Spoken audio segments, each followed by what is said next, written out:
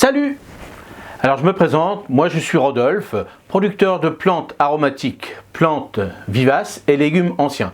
Vous pouvez retrouver tout ça sur mon site ici. Et n'oubliez pas aussi, toujours l'école de formation pour les débutants et pour tous ceux qui ont raté leur jardin, une belle formation. Et vous allez voir, vous allez apprendre plein de choses. Maintenant je vais vous parler du plan du potager pour 2020. Alors c'est un plan que moi j'ai réalisé. Alors, comment j'ai fait? J'ai pris sur Excel, tout simplement. Vous pouvez prendre sur d'autres formules, Google Drive, comme vous voulez. Moi, j'ai fait mon petit tableau. L'avantage de faire ce tableau-là sur mon ordinateur, c'est que je peux faire des formules, vous voyez, je peux arrêter quand je veux, je peux recommencer quand je veux, tout est enregistré, c'est plus facile que, c'est vrai, avant on faisait ça sur une feuille de papier, un petit crayon, donc on peut démarrer bien sûr comme ça pour faire un petit croquis, une petite chose comme ça, mais c'est vrai que pour tous ceux qui ont l'habitude sur l'ordinateur, c'est beaucoup plus simple, beaucoup plus rapide, et on peut jouer avec les couleurs, on peut mettre pas mal de choses, et c'est vrai que maintenant on arrive à faire des choses superbes. Donc, comment moi j'ai fait? Donc, j'ai mis déjà tout ce que je voulais manger. C'est ça le plus important parce que je vous avais dit de faire votre liste de ce que vous vouliez vous manger. Parce que c'est vrai que si vous mettez par exemple, vous n'aimez pas les tomates, puis vous faites des tomates, à quoi ça sert? Bien sûr, n'oubliez pas par rapport à vos régions. Il y a des choses que vous pouvez faire dans le sud que vous ne pouvez pas faire dans le nord. Donc vous voyez, vous avez fait votre petite liste. Alors comme moi j'ai fait, j'ai à peu près 34 légumes que je vais faire cette année pour vous montrer, pour faire un potager expérimental. Ce potager-là, je vais aussi créer, alors je vais l'appeler un potager châssis. Pourquoi je veux l'appeler potager châssis? C'est parce que je vais le mettre, donc bien sûr, avec une exposition plein sud en pente, je vais mettre du bois tout autour et dessus, je mettrai par la suite, en fonction des cultures que je vais mettre à l'intérieur, des plaques de verre ou des plaques de plastique. Je vais voir un petit peu comment je vais goupiller un petit peu tout ça, mais vous voyez, ça va me permettre par exemple, allez, on va faire un exemple, je vais avoir mis mes petits plants à germer au chaud à la maison ou sur ma table de culture par exemple. Ils vont être bien, ils vont être propres. Je vais les mettre dans mon potager. Boum, on est au mois de mai ou au mois d'avril, un coup de gelée, et le fait que je fasse un potager châssis, c'est-à-dire que je vais pouvoir mettre dessus sans problème une petite feuille de verre ou un carreau, ce qu'on veut. Alors bien sûr mon potager fera 3 mètres sur 15, donc il fera 3 mètres de large ce carreau. Je pourrais mettre ça dessus, fermer sur le côté, et puis ça permettra donc de garder la chaleur de la journée pour la nuit. Donc si vraiment il fait très froid, dessus sur les carreaux ou sur le plastique, je remettrai soit une couverture, soit n'importe quoi pour garder vraiment la chaleur. Puis bien sûr, dès le matin, dès le lever du jour, j'enlèverai cette couverture ou ce paillasson. On peut mettre de la paille aussi, oui bien sûr, on peut mettre tout ce qui garde la chaleur tout autour. Et ça me permettra de faire, vous voyez, comme les anciens, ils faisaient ça au démarrage en châssis, puis après ils retiraient leurs carreaux. Et puis au fur et à mesure du temps, ils ouvraient, ils fermaient, et ils jouaient comme ça. Donc c'est le genre de potager que je vais vous proposer et vous verrez par la suite comment on va le construire. Donc, alors on a fait la liste des légumes qu'on a besoin et maintenant il faut savoir comment les planter. Alors comment les planter? Vous voyez, je vais vous montrer sur le tableau avec les distances de plantation, les distances entre les rangs, les distances entre les plants, et puis aussi à quelle époque on va le semer, à quelle époque on peut le semer soit au chaud, soit sous un châssis froid, soit directement en pleine terre, et aussi comment les planter dans l'année qu'on va faire maintenant. Donc, on y va, je vous montre ça sur tableau. Si vous avez un problème pour vous, vous faites un stop à l'image, et puis vous regardez un petit peu. Alors, je vais vous en donner quelques exemples pour vous montrer. Je vais vous montrer sur ce tableau-là ce que j'ai fait moi. Et puis après, vous choisissez de faire la même chose si vous adorez. Sinon, vous rajouterez d'autres légumes. Si vous avez besoin de commentaires pour ajouter d'autres légumes, vous me le dites dans les commentaires. Allez, on y va, c'est parti. On va regarder comment est fait mon tableau. Ce qui est important, je vous explique, c'est les codes couleurs. Donc les codes couleurs, vous voyez bien, là il y a du rouge, il y a du bleu, il y a du jaune, il y a du vert, il y a du gris et il y a du orange. Alors les couleurs, peu importe, mais c'est pour bien différencier. Alors bien différencier les légumes. Vous voyez, je vous ai marqué légumes fruits, légumes graines, légumes feuilles, légumes bulbes, légumes racines. Et là, vous allez regarder pourquoi légumes fruits, tout ce qui va être tomates, aubergines, concombres, tout ça. Donc, si on regarde dans les légumes fruits, c'est important de faire la différence pour ces légumes que je vous explique. La différence entre ces légumes, parce que pour moi c'est tellement simple, mais il faut que je vous l'explique. Vous voyez, il y a différentes sortes de légumes.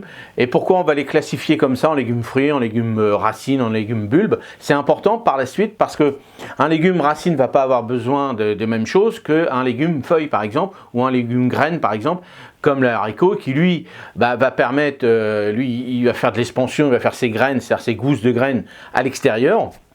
Et lui, il ne va pas avoir besoin d'un arrosage comme ça, il va avoir plus de soleil ou pas, une terre argileuse, une terre sableuse, une terre... Vous voyez, donc c'est pour ça qu'il faut bien différencier par rapport à ce que vous allez planter, vous, dans votre jardin, entre les légumes fruits. Une tomate, par exemple, il y a un petit peu de taille, si vous voulez faire de la taille, mais il faut beaucoup de soleil, il faut beaucoup plus d'engrais pour gorger le fruit de nourriture, donc il faut un peu plus d'eau que, par exemple, un légume racine qui, lui, une fois qu'il est planté, si vous êtes dans le Nord, par exemple, les carottes, il n'y a pas besoin d'arroser, ou vraiment très peu. Vous voyez, chaque petite chose, chaque fruit, chaque légume a une appellation différente, et ça, il faut bien le reconnaître. Je vous l'ai mis dans le tableau, et on repart dessus, on va regarder les différentes sortes de variétés.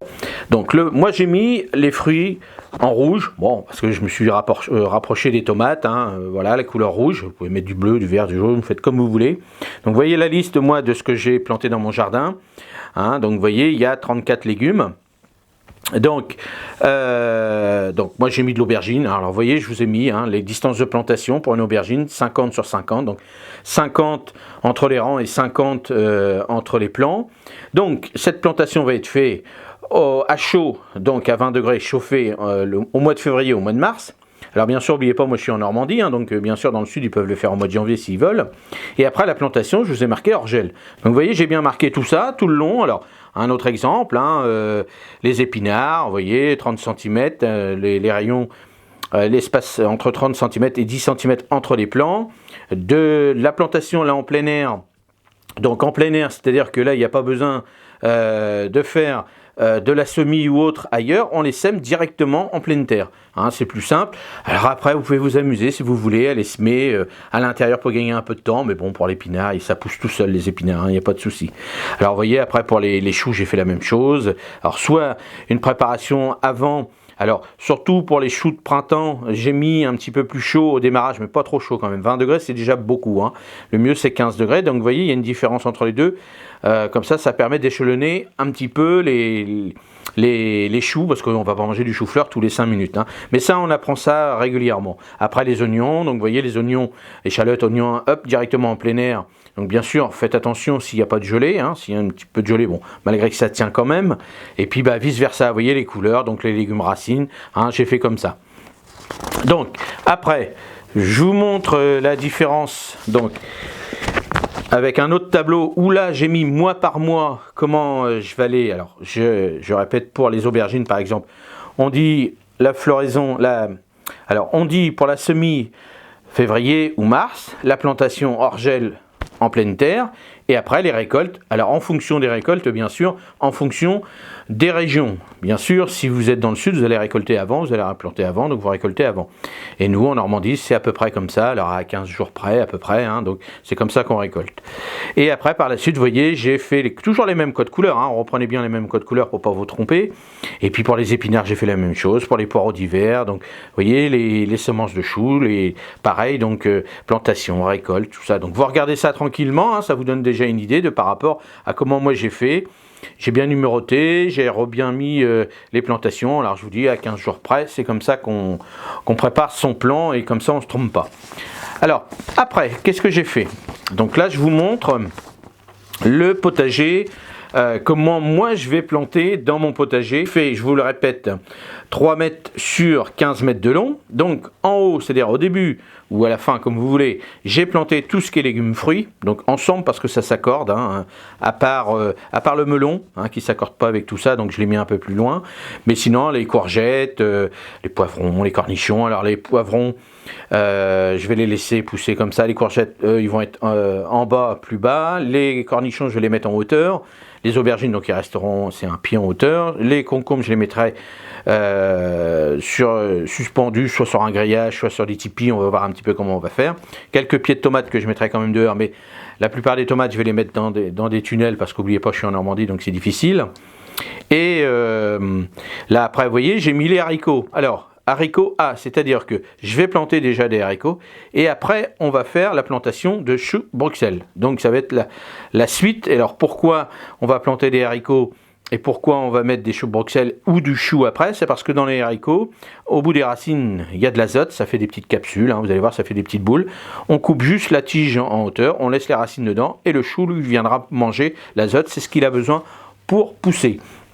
Donc après, vous voyez bien, j'ai fait de la salade entre les deux, j'ai mis alors des pommes de terre, donc les pommes de terre je ne mettrai rien entre les deux parce que voilà, on va les buter régulièrement, donc si on met quelque chose entre les rangs, ça va pas aller, ça va pas le faire. Donc pour moi personnellement, je le fais comme ça, c'est une question de pratique et si vraiment il fait sec, ben je mettrai de la paille dans les rangs, mais c'est plus pratique pour moi.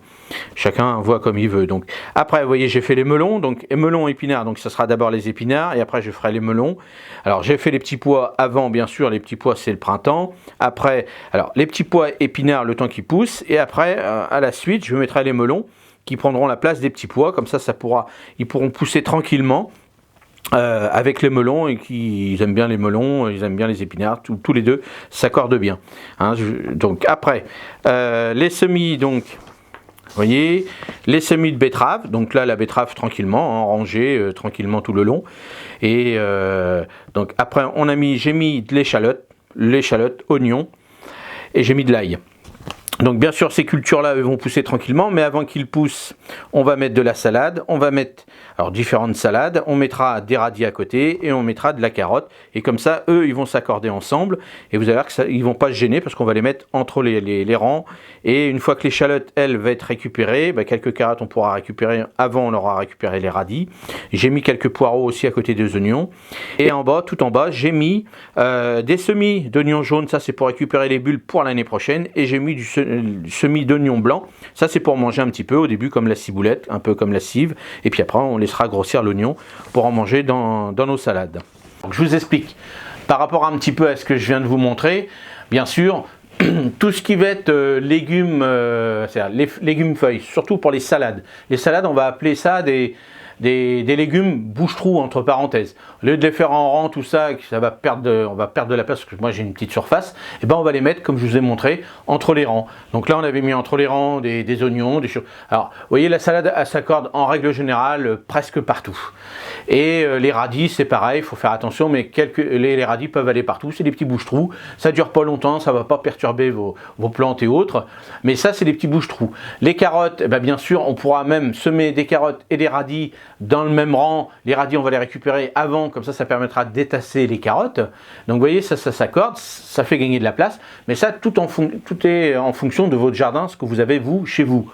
Donc vous voyez, par rapport à mon plan, par rapport à ce que j'ai fait, vous regardez, vous faites un arrêt sur l'image, vous regardez un petit peu comment moi j'ai fait. N'hésitez pas, si vous avez des questions, vous me le dites. Et puis, vous voyez, ce petit carré de potager châssis, ça permettra de jouer avec. Par exemple, comme je vous ai montré pour les melons, pour les courgettes, s'il y a un coup de froid, hop, ma vitre dessus. Et à côté, par exemple, s'il y a une culture de choses qui est plus résistante, par exemple, je mettrai juste un petit voile d'hivernage, mais je ne mettrai pas tout un truc de coffre, des choses comme ça. Je laisserai un petit peu comme ça. Vous voyez, je vais adapter. Je vais sur une longueur de 15 mètres à peu près, je vais peut-être me faire 5-6 plaques de verre de 1 mètre de large sur de long et 3 mètres de long, hein, pour jouer un petit peu ensemble. Et puis, et puis ça me permettra aussi l'hiver, si vraiment il fait froid, hop, je cale ça là-dessous pour avancer un petit peu les récoltes ou autres. Vous voyez, je vais m'amuser un petit peu à jouer un petit peu avec ça. On va faire des tests. Bien sûr, dans le temps, ils faisaient des châssis avec des couches chaudes, c'est-à-dire on mettait du fumier, tout ça. Moi, je vais en mettre au démarrage, je vous montrerai comment je vais faire. J'attends ma livraison de fumier, parce que malheureusement, le fumier maintenant, on a du mal à en trouver. Et c'est vrai qu'on ne peut pas dire, tous les ans, je vais faire de la couche chaude, sauf si on avait des chevaux. C'est vrai que le meilleur fumier pour le potager, c'est le fumier de cheval, mais des centres équestres, il n'y en a pas partout. Alors moi, ça sera un fumier de vache parce que c'est à côté, mais bon, de plus en plus, ça sera restreint parce que de plus en plus, il y a moins d'élevage de bœufs ou de vaches laitières ou autres. Donc de ce côté-là, ça va réduire. Donc il faut trouver des solutions pour garder une couche chaude. Donc on retardera un petit peu, ou on jouera avec les vitres dessus. On va voir un petit peu comment on va se goupiller. Mais ça, c'est l'expérience. C'est comme ça qu'on avance. Bien sûr, j'aurai des échecs, ça c'est sûr et certain. Malgré que j'ai beaucoup d'expérience, tous les ans avec la nature, on ne sait pas trop. Cette année, il fait quand même assez doux. Donc je pense qu'on va avoir pas mal de maladies parce que rien n'est nettoyé.